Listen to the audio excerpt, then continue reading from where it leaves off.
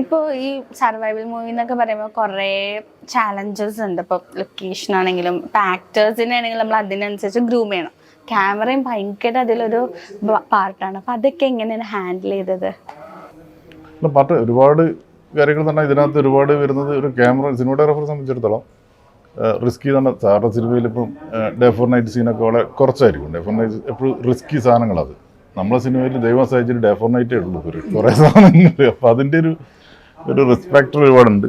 അതുപോലെ തന്നെ അഭിലാഷ് കഥ എഴുതുമ്പോൾ വളരെ എളുപ്പത്തിൽ എഴുതി വെച്ച് മണ്ണിൻ്റെ അടിയിൽ ഒരു കേവിനകത്താണ് സംഭവം നടക്കുന്നത്. അപ്പോൾ കേവിനകത്ത് ലൈറ്റ് സോഴ്സ് എന്ന് പറഞ്ഞൊരു സാധനം ഇല്ല. അപ്പം അത്തരം സോഴ്സിൽ 2-3 ഫൈറ്റ് കുറേ കാര്യങ്ങളൊക്കെ അതിനകത്തുണ്ട്. അപ്പോൾ അതൊക്കെ വലിയൊരു സംഭവമായിരുന്നു. പക്ഷേ നമ്മളത് ചെയ്ത് നല്ല റിസൾട്ട് എന്ന് പറയുമ്പോൾ അതാണ് നമുക്ക്. അപ്പോൾ അത്രയും കഷ്ടപ്പെട്ടാലും നമുക്ക് റിസൾട്ട് കിട്ടുമ്പോഴാണ്.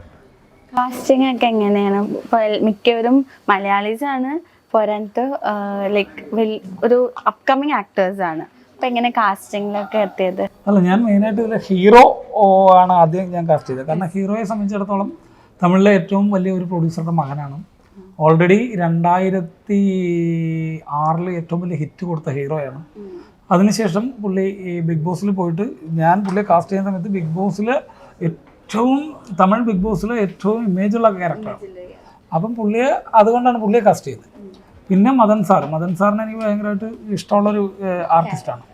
അപ്പം അത് കഴിഞ്ഞിട്ട് നമ്മൾ പിന്നെ മലയാളി ആർട്ടിസ്റ്റുകളെ കാസ്റ്റ് ചെയ്യാനുള്ള തമിഴ് ഇൻഡസ്ട്രിയിൽ എപ്പോഴും മലയാളി ഹീറോയിൻസിന് വല്ലാത്തൊരു ഇതുണ്ട്, വാല്യൂ ഉണ്ട്. അപ്പോൾ അതുകൊണ്ട് ഹീറോയിൻ മലയാളി ആയിക്കോട്ടെ എന്ന്. പിന്നെ ഇതിൽ ഈ മെയിൻ ഇത്ര ക്യാരക്ടറുകൾ കഴിഞ്ഞാൽ ബാക്കി ക്യാരക്ടറുകൾ കുറവാണ്. അപ്പം അങ്ങനെ നോക്കിക്കഴിയുമ്പോൾ ഇതിൽ 50-50% തമിഴും മലയാളം. പിന്നെ ടെക്നീഷ്യൻസ് മലയാളികളാണ് കൂടുതൽ. അതെന്തുകൊണ്ടാണെന്ന് വെച്ച് കഴിഞ്ഞാൽ എനിക്കിപ്പോൾ പ്രശാന്ത് ഏട്ടനെ പോലെ റിസൾട്ട് തരുന്ന ഒരു ക്യാമറമാനെ ഞാൻ തമിഴിൽ കണ്ടുപിടിക്കാൻ ഭയങ്കര ബുദ്ധിമുട്ടാണ്. കണ്ടുപിടിച്ച് കഴിഞ്ഞാലും അവരൊന്നുകിൽ തമിഴിൽ ഏറ്റവും ടോപ്പിലിരിക്കുന്നവരായിരിക്കും. അപ്പോൾ അവർ നമ്മളെ സമയത്ത് നമുക്ക് കിട്ടില്ല ഒന്ന്. പിന്നെ അവരുടെ പേയ്മെൻ്റ് എന്ന് പറയുന്നത് ക്രോഡ്സിന് മുകളിലാണ്. അതും ബുദ്ധിമുട്ടാണ്. അപ്പോൾ അങ്ങനത്തെ എനിക്കൊരു ക്യാമറമാൻ വേണം. അപ്പോൾ എനിക്ക് പ്രശാന്ത് ഏട്ടനെ പറ്റിയുള്ളൂ. മ്യൂസിക് ഡയറക്ടർ എനിക്ക് AR റഹ്മാൻ വേണമെന്നുണ്ട്, പക്ഷേ എനിക്ക് പറ്റില്ല. അപ്പോൾ അവിടെ എനിക്ക് ഔസേപ്പ് ബച്ചൻ സാറിനെ പോലൊരു മ്യൂസിക് ഡയറക്ടർ വേണം. എനിക്ക് അതുപോലെ അഖിലേഷിനെ പോലെ ഒരു എഡിറ്ററെ വേണം. കാരണം എന്ന് വെച്ചാൽ അത്രയും വലിയ പടങ്ങൾ ചെയ്ത ഒരു എഡിറ്റർ വേണം. അത് തമിഴിൽ നിന്ന് ഞാൻ എടുത്താൽ എൻ്റെ പടത്തിൻ്റെ പകുതി ബഡ്ജറ്റ് അതിൽ പോയി. അങ്ങനെ സൗണ്ട് ഡിസൈൻ എനിക്ക് രാജകൃഷ്ണനെ പോലെ ഒരാളിനെ വേണം. ഇത്രയും നാഷണൽ അവാർഡ് വാങ്ങിയ ഇത്രയും ബിഗ് പ്രോജക്റ്റുകൾ ചെയ്യുന്ന ഒരാളിനെ വേണം. അങ്ങനെ ടെക്നീഷ്യൻസിനെ മലയാളത്തിൽ നിന്ന് എടുക്കേണ്ടി വന്നതാണ്. ഇപ്പം മൊത്തത്തിൽ നോക്കുമ്പോൾ നല്ല പരിചയമുള്ള ഒരു കൂട്ടത്തിനെ തന്നെ നമ്മുടെ ഈ സിനിമയ്ക്ക് വേണ്ടിയിട്ട് എടുത്തിട്ടുണ്ടല്ലേ. ഇപ്പം നമ്മൾ ഈ സർവൈവൽ മൂവി അല്ലെങ്കിൽ ഹൊറർ ത്രില്ലർ അങ്ങനെയൊക്കെ പറയുമ്പോൾ നമുക്കിപ്പം ഹോളിവുഡിൽ തന്നെ പെട്ടെന്ന് ഭയങ്കരമായിട്ട് ഇങ്ങനെ കണ്ടുപിടിച്ചൊരു സിനിമയാണ് റോങ് ടേൺ എന്ന് പറഞ്ഞ മൂവി.